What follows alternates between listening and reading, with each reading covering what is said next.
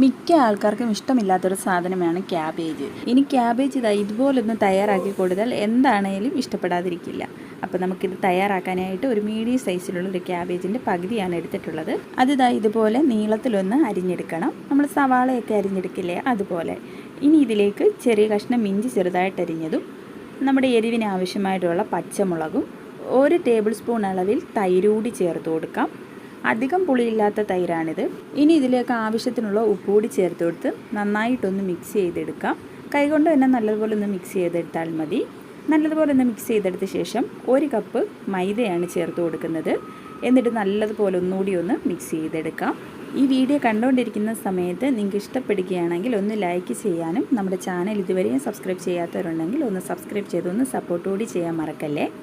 നല്ലതുപോലെ ഒന്ന് മിക്സ് ചെയ്തെടുത്ത ശേഷം കുറേശ്ശെ വെള്ളം ഒഴിച്ചിട്ടൊന്ന് കുഴച്ചെടുക്കണം.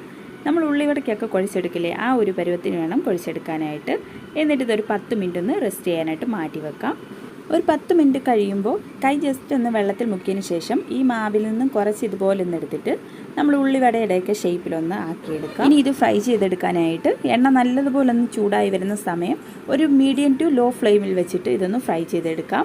എങ്കിലേ നമുക്കിതിൻ്റെ ഉൾഭാഗമൊക്കെ നല്ലതുപോലെ ഒന്ന് വെന്ത് കിട്ടും. ഇതിപ്പോൾ ഇവിടെ റെഡി ആയിട്ടുണ്ട്. ഇതുപോലെ ബാക്കിയും കൂടി ഒന്ന് ചെയ്തെടുക്കാം. വളരെ ഈസി ആയിട്ട് തയ്യാറാക്കി എടുക്കാൻ പറ്റുന്ന നമ്മുടെ ക്യാബേജ് കൊണ്ടുള്ള വട റെഡിയാണ്. ട്രൈ ചെയ്ത് നോക്കിയിട്ട് ഫീഡ്ബാക്ക് അറിയിക്കുക. Thank you.